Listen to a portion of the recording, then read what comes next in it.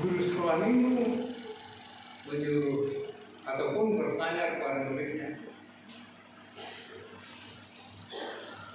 di manakah Tuhan?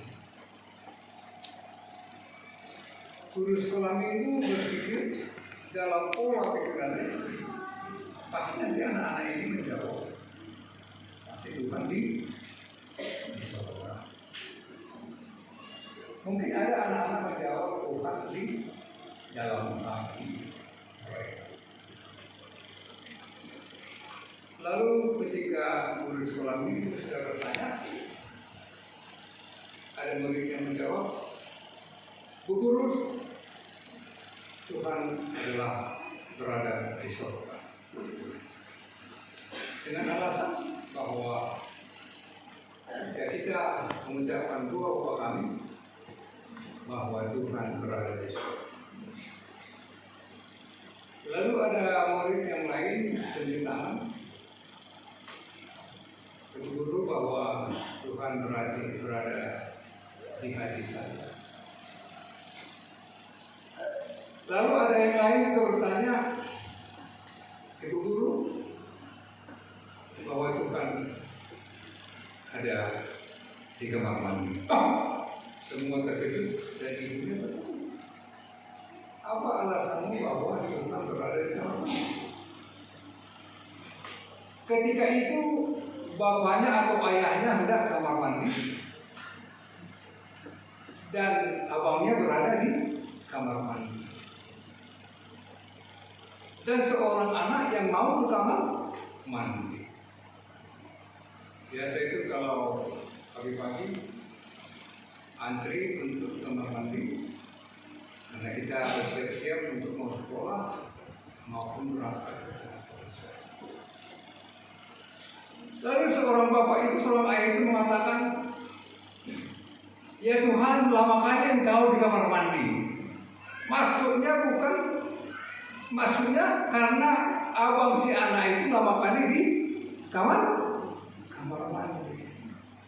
Sehingga si anak kecil ini jangkauan pola pemikirannya, dia menganggap bahwa Tuhan berada di kamar mandi sesuai apa yang dikatakan oleh bapaknya atau ayahnya. Lalu yang lain juga tunjuk tangan. Bu, pendapat saya bahwa Tuhan berada di mall ataupun di plaza. Lalu murid-murid yang lain juga tertegun. Ibu-gurunya juga tertegun. Dia menjawab, ketika saya dibawa oleh ibu saya ke plaza dan ibu saya menawarkan sepatu yang paling mana yang akan saya pilih, karena ketika saat itu mau menjelang tahun baru ataupun menjelang hari Natal. Lalu anaknya menunjuk yang paling mahal daripada sepatu yang cocok dengan yang dipakainya. Lalu ibunya mengatakan, ya Tuhan, terlalu mahal sepatu ini. Anak kecil menganggap bahwa Tuhan berada di plaza dan yang jualan di situ adalah Tuhan Allah. Demikian pola-pola pemikiran yang masih itulah yang boleh mereka jangkau. Memang secara omnipresent Tuhan hadir di mana-mana. Tuhan hadir di mana-mana. Tuhan kehadirannya dengan berbagai cara melalui nabi-nabinya. Ibrani pasal yang pertama ayat yang pertama. Ini tentang Tuhan. Maka Daud berkata, siapakah aku ini ya Tuhan Allah? Dan siapakah keluargaku sehingga engkau membawa aku sampai sedemikian ini? Dia memanggil Tuhan. Ada lagi ilustrasi satu lagi. untuk membuka wawasan pernikahan. Tentang berkat berulang-ulang kali dikatakan dalam nas teks pada 2 Samuel pasal yang ke-7 ayat 25 sampai dengan ayat 29 tentang berkat. Apakah itu berkat? Berkat itu adalah firman Tuhan yang menjadi petunjuk dalam kebenaran Tuhan.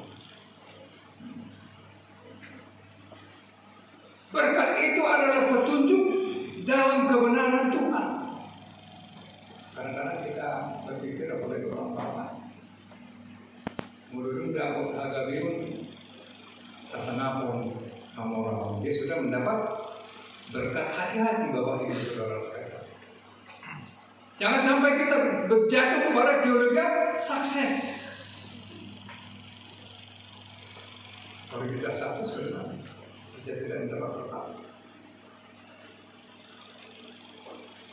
Apakah orang-orang yang telah mendapat hagabiun, hasanapun, hamoram yang mendapat berkat? Gimana kalau pemulung-pemulung di sana? Apakah mereka tidak mendapat berkat? Oleh karena itu berkat adalah firman Tuhan menjadi petunjuk atau rel dalam kehidupan kita. Ini juga kita hati-hati tentang berkat. Ketika kita sakit, apakah berkat Tuhan ada bagi kita? Ketika kita gagal, apa berkat Tuhan ada pada kita? Ketika kita mengalami pergumulan, berkat Tuhan tetap berada mengalir di tengah-tengah kehidupan.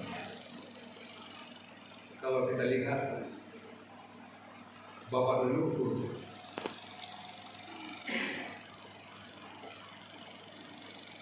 Saido manokku doho jalan rabotakku doho manang dunia mengalapa. Tidak lihat Jakub, Ishak, Abraham, Ishak dan Jakub. Apakah mereka lepas dari tantangan kehidupan?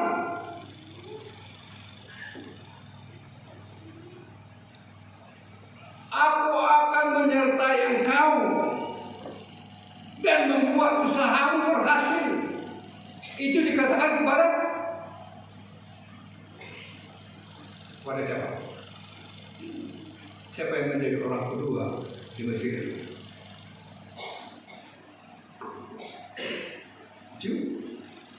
Yusuf. Mulai dari dia dijual menjadi budak sampai dia menjadi orang kedua. Hala si Sukuron di tanah Mesir.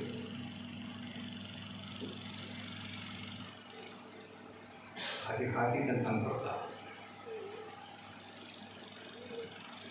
Wah, saya yang sukses. Anak saya sudah bekerja. Anak saya sudah punya cucu. Saya yang mempunyai berkat. Saya yang punya jabatan. Hati-hati dengan teologi sukses. Teologi kita adalah teologi penderitaan. Melalui penderitaan kita di situ kita lihat berkat Tuhan, diuji iman kita. Tadi ada kaum bapak menyanyikan di tengah ombak, jangan berikan saya air yang tenang, berikanlah saya air yang bergelombang. Itu juga yang sering diucapkan oleh almarhum abang senior saya, almarhum Ketua Amang Ketua RKMB. Lalu dia sering melakukan di tengah ombak. Saya kira semua kalau kita lakukan di tengah ombak.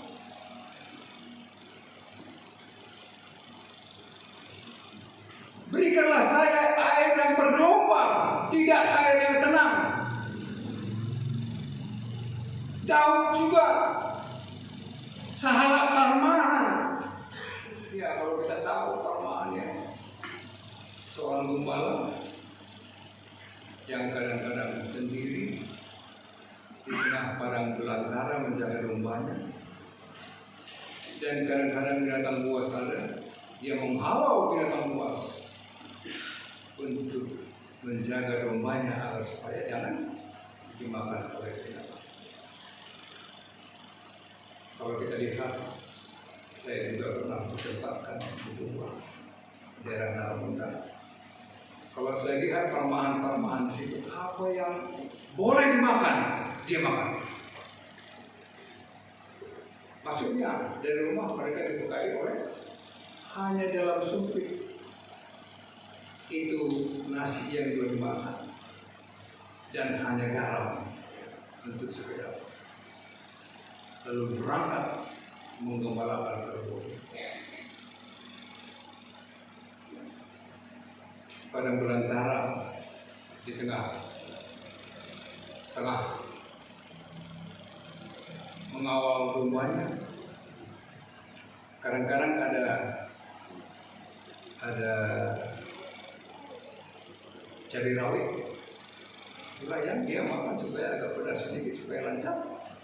Dia punya nasi yang akan dia makan. Syukur kalau ada jamu yang mentah, itu dia buat kawannya. Syukur kalau dapat daun pepaya, itu dia buat menjadi sayur. Beragam-ragam penderitaan, beragam-ragam suka duka yang dialami oleh gembala. Demikian juga Raja Daud yang dulunya dari gembala akhirnya naik menjadi seorang raja di tengah bangsa Islam.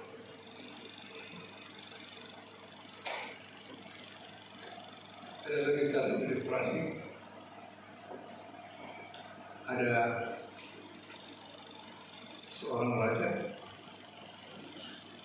yang hobinya berburu. Lalu suatu ketika raja ini mengajak temannya, teman akrabnya, untuk pergi berburu. Lalu temannya ini mempersiapkan makanan dan lain sebagainya dan senjata dan pelurunya.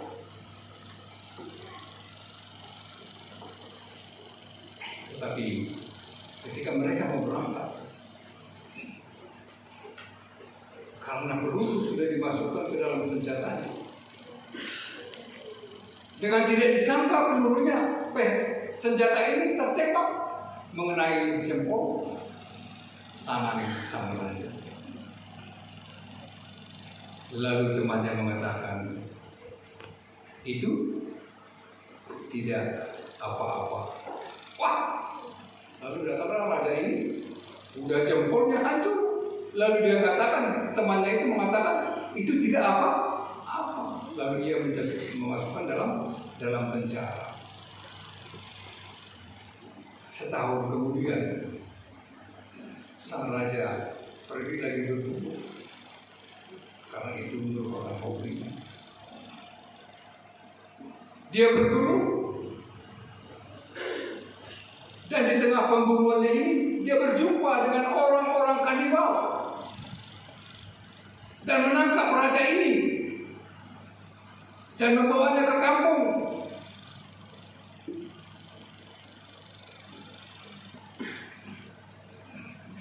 Orang kanibal mengikat sang raja dan menaruh di atas kayu, akan dibakar, akan dipanggang, karena untuk mempersahkan kepada dewa yang mereka percaya. Bapak Ibu yang siman dalam nama Tuhan kita Yesus Kristus, tapi orang-orang kanibal ini melihat jempol sang raja tidak ada, maka mereka menunda untuk membunuh seorang raja dan melepaskannya. Maka selamatlah sang raja. Sang raja terus pergi ke penjara, menjumpai teman akrabnya. Lalu dia mengatakan kepada temannya, "Wah, saya yang bersalah. Saya memasukkan engkau ke dalam penjara. Padahal ketika itu tangan saya sudah tidak ada lagi jempolnya. Saya sudah bebas dan tidak jadi dibunuh orang-orang kanibal. Dan engkau saya penjarakan selama 1 tahun." Lalu temannya mengatakan, "Itu tidak apa-apa."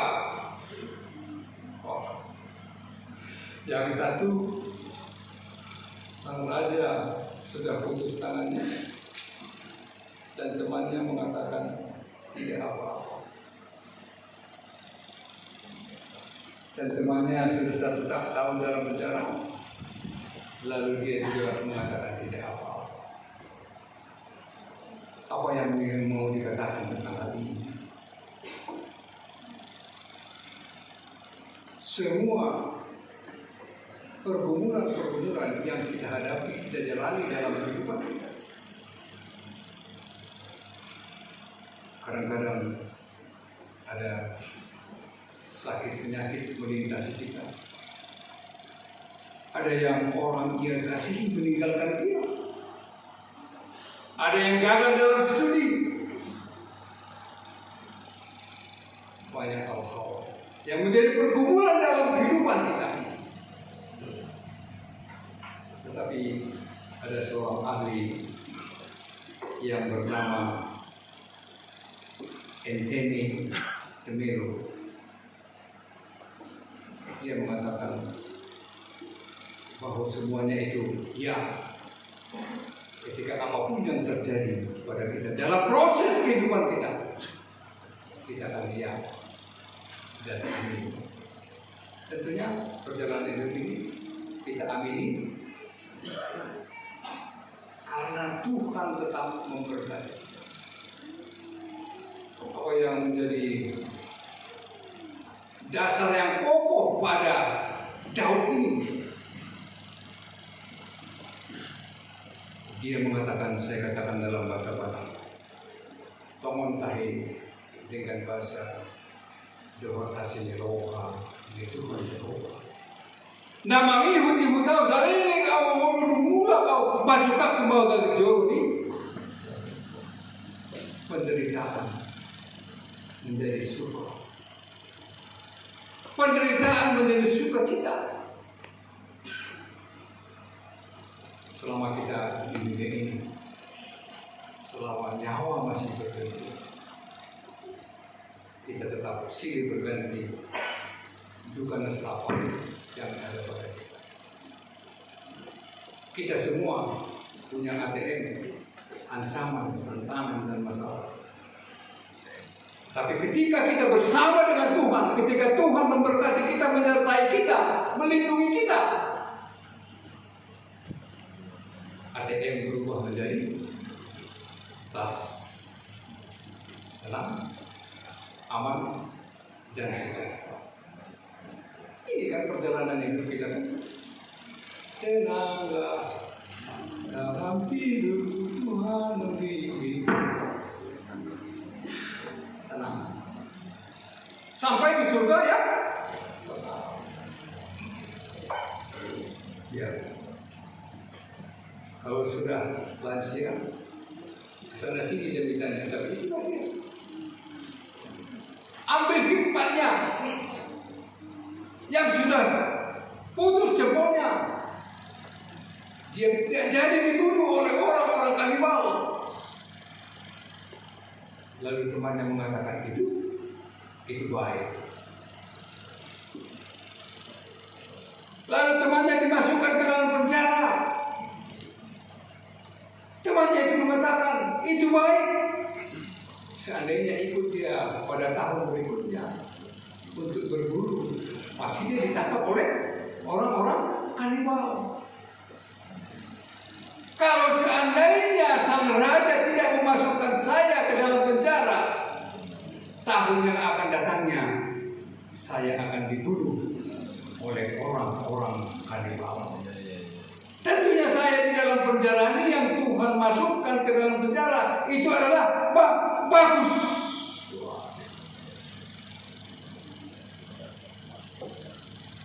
Bapak Ibu yang siman dalam nama Tuhan kita Yesus Kristus, banyak rintangan yang dihadapi oleh Tuhan. Ketika dia sudah menjadi raja, dia mengalahkan orang Palestina. Yang paling fatal dari tengah-tengah keluarganya, tulangnya sendiri, Raja Saul tidak rela untuk melepaskan estafet kerajaannya kepada menantu.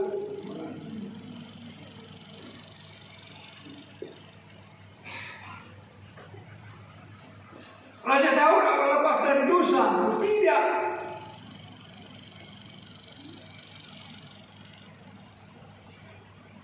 Tapi dia ketika jatuh ke dalam dosa di hadapan Natan, dia mengaku bahwa itu adalah kesalahan. Parita menginangul adung hawrata menaruh masalah tentu kadang-kadang kita buang lempar batu sembunyi ibadah soal siapa pun ala namur guru dari itu mana nomor suruh mengalah aku ini. Lalu perempuan mengatakan itulah yang mengurus saya dan semuanya akhirnya berdosa. Tapi Daud tidak melemparkan tanggung jawab ketika ia bersalah. Aduh, kesalahan Raja Daud sendiri kita mampu. Tapi yang penting dalam pengakuannya dia mengaku di hadapan Nabi Natan bahwa dia adalah yang bersalah. Lalu di tengah-tengah duduknya dia di kerajaan. Tuhan, siapakah aku sebenarnya? Bangsa pilihan, orang-orang yang terpilih bukan berarti lebih dari orang lain. Tetapi oleh karena kasih anugerah Tuhan kita dipilih, dipakuli.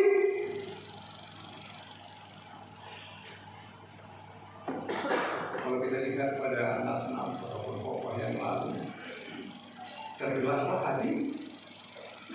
hati Tuhan memberi makan 5.000 orang. Dari apa? Dari 5 roti dan 2 ikan.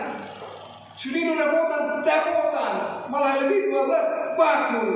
Wah, ini sekarang masanya mau. Pesta apa Bang? Tanggal 30. Iya.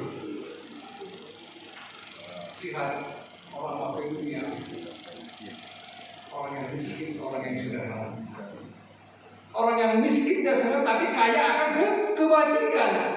Apa buktinya? Mereka menolong, memberi diakonia, memberi bantuan kepada jemaat yang ada di Yerusalem.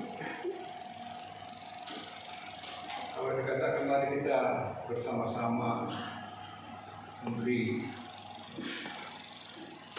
mungkin ada yang lain daripada kurang lebih angka sifat ekonomi, kurang lebih angka sekolah, kepada zaman Jompoion, atuan. Tetapi jemaat Makedonia menolong orang-orang yang ada di Yerusalem. Jadi kita bertanya kenapa terjadi kemiskinan di Yerusalem? Karena pembagian harta, maka terjadilah kemiskinan. Padahal Parusia sampai sekarang belum datang. Parusia adalah rahasia. Apa yang dikatakan oleh jemaat kecil yang di Makedonia? Loas memahami pasinohot, mengurupi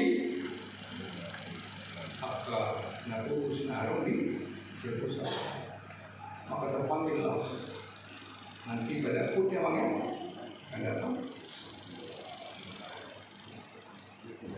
Ikut pasinohot sendiri bukan karena banyaknya, bukan karena materinya, tapi berkat Tuhan mengalir.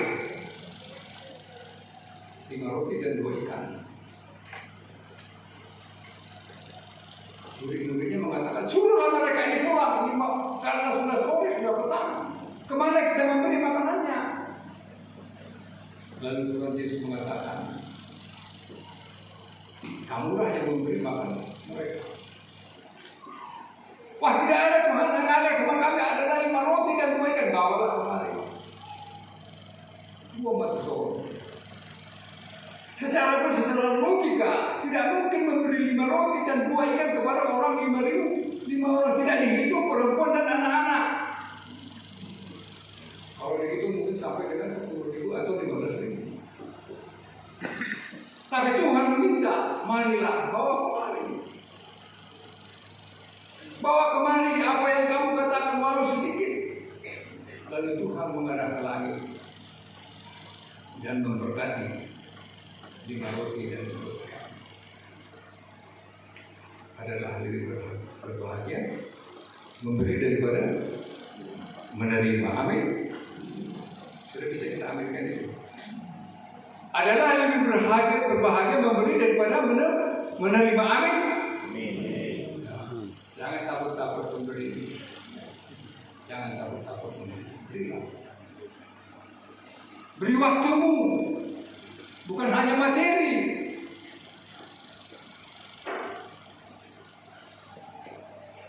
Bukan hanya materi. Beri waktu, datang saja ke tempat ini. Yang lansia ya. Hanya pas-pas senangnya. Mulu dikirim kalau mangan kau kuwi. Mangan mau ade. Ada ini kamu bilang. Coba harus sendiri kan dibata. Saat di ujung ni bulan, saat di bola ni bulan. Apa yang mau dikatakan tentang hal ini? Orang percaya yakin. Tanpa tubuh dibatano andur daun lumo bisian ada dikiri don nasihat tatangnya. Amin. Amin. Tinggal melaksanakannya kan supaya kita aminkan. Berbahagialah orang yang mendengarkan firman dan menghayati. Raja Daud juga merasa tidak ada apa-apa. Raja Daud juga tidak ada apa. Ayat 18 pasal yang ke-7. Siapakah aku ya Tuhan Allah? Dan siapakah keluargaku sehingga Engkau membawa aku sampai sedemikian rupa, sampai ke tengah-tengah kerajaan ini? Permintaan Daud pernah ditolak. Rencana Daud pernah ditolak. Pernah. Daud berencana hendak membangun bait Allah yang ada di Yerusalem, dan nanti ia dari ujung-ujung Potifar Padana memasukkan Potifar Padana itu ke tengah-tengah bagas curug dibangun, Nabi dibangun. Itu mau apa dikatakan tentang Daud? Dia masih berpikir seperti anak-anak saya. Ketika dia memasukkan Potifar Padana, ketika dia membangun bait Allah, dia menganggap dan yakin bahwa di situlah Tuhan berada. Memang itu dari iman kepercayaan. Maka dia duduk di hadapan Tuhan, di ujung-ujung di depan Jehovah. Ada opsi dibangun di mana, maka turun di Tuhan ini. Tapi Nathan mengatakan, jangan engkau yang membangun bait Allah, tapi biarlah nanti anakmu yang membangun bait Allah. Sakit hati lagi. Dia terus beriman. Berkat itu adalah firman yang menjadi petunjuk bagi Daud. Berkat itu adalah firman yang menjadi petunjuk bagi kita.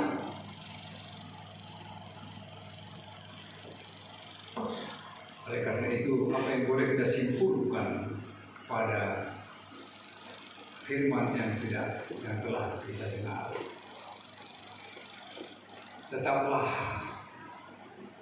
percaya akan janji Tuhan.